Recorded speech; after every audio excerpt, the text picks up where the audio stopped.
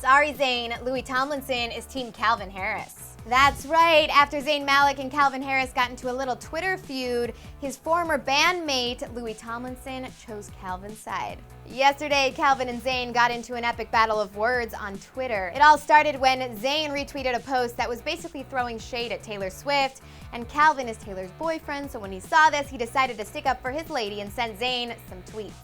The two went back and forth on Twitter, and the battle ended with Calvin wishing Zayn the best. It seemed like the drama was over until some fans noticed that Louis Tomlinson favorited Calvin's tweet that was pretty much criticizing Zayn. The tweet Louis favorited says, "You've made your money? Cool. F the 99% of musicians who depend on these services to survive, right? Yeah, f them."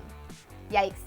Louis is Team Calvin, and since Louis favorited this tweet, does that mean there's bad blood between One Direction and Zayn? Or maybe just Louis and Zayn? Or did Louis just actually agree with Calvin's point?